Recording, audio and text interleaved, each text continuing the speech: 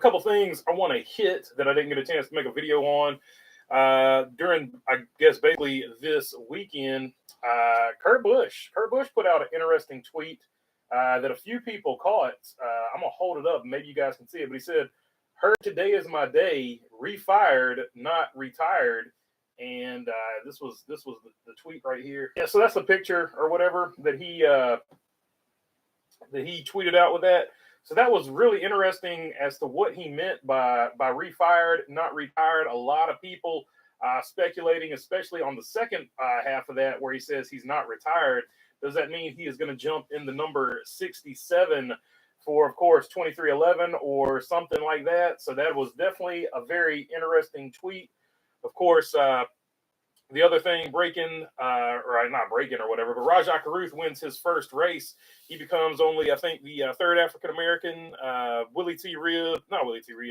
Wendell Scott and Bubba Wallace being the other two. They continue the tradition of Wendell Scott, who, of course, broke the barrier, followed by, I think, Willie T.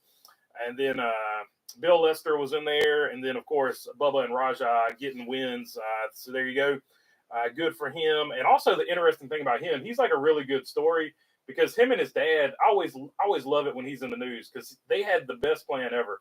Like his dad is like, okay, I'm cool with you racing. We're going to figure out a way for you to race, but we're also going to figure out a way for you to go to college and finish your college degree. So I think he's just like a great example as far as that goes too, because obviously the racing thing is working out. But if the racing thing hadn't worked out, he would still have his degree. He's a senior right now, actually, at Winston-Salem State University. In fact, Bob Pockers asked him a question. He's like, what about your schoolwork schedule? Yeah, so I'm a senior. Hopefully I don't have any homework due tonight. Will this make it any easier to get some delay or some I hope so. leniency? I hope so. I'll probably ask. I'll just send a picture like, yo, I'm a little busy, so maybe I can get some extensions. Do you think you can get an extension because, you're going to go late into the night with all these interviews and stuff for winning the Truck Series race? So that was a cool moment as well. So always a good story when he's in the news, in my opinion. And, of course, the other big thing, I've touched on it before, I guess. But, there's one other thing. Teresa Earnhardt, I guess, strikes again. Was unprivy to this, but the Carowinds Intimidator, the Intimidator ride, has now been renamed to the Thunder Striker. That is because it is in the Thunder Road section of the park. And also, I guess their licensing agreement has run out with Teresa Earnhardt. So we lost the Kannapolis Intimidators, and now we have lost the Intimidator ride at Carowinds. Unfortunately, the Thunder Striker, what it's going to be called now, I guess if you hurry up and get up there quickly, if it's still open, I think it'll be a little bit before they change over the name, but it was originally built in March 27th of 2010. That's when it opens up. It has 1,600 riders per hour, and it cost a cool $23 million to build it. So there you go. Super interesting. It's at the Carowinds in Charlotte. So or right on the I want to say it's right on the North Carolina South Carolina border. But yeah, it's the one in Charlotte. So there you go. That has been renamed as well. So that was interesting as well too. And the other thing, of course, the one that everybody knows, front row. Adam Stern tweeted out. Let me get his words right. Adam Stern tweeted out: Ford bumping front row up a level as Stewart-Haas Racing struggles to regain its footing, and just so happens to be in its final year of a contract with Ford is not a coincidence. Indications continue to point toward SHR and Ford parting. And of course, with the news that Honda, there's a good chance Honda comes in. It has created a lot of speculation there.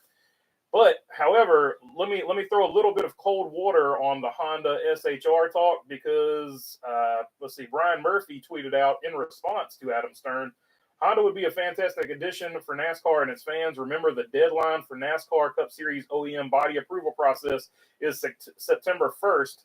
2 years prior to the race season for which the race vehicle will be introduced. So that means we're 2 years away at the earliest for Honda. So it looks like 2026 would be the earliest that Honda jumped into the sport. So that throws a little bit of cold water on the SHR to Honda talk.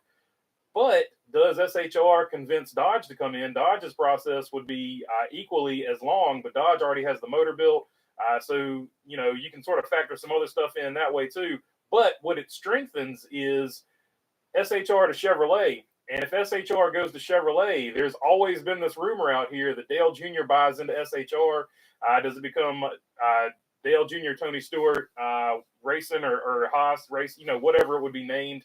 But that would be another way for Dale Jr. to get into the sport and to just add some fuel to that fire, because it's fun to speculate.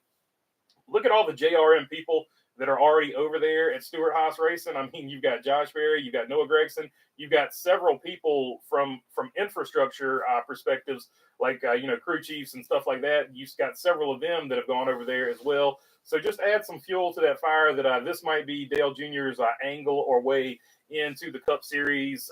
So there you go. That is interesting if Stewart-Haas Racing were to switch over to Chevy. So there you go. Those were all of the basically news stories that I didn't get a chance to cover. So let's see what you guys are talking about. Going to start here from, let's see, Mark Barnum. What's up? Good to see you on here. C.O. Keller, hi, y'all from North Idaho.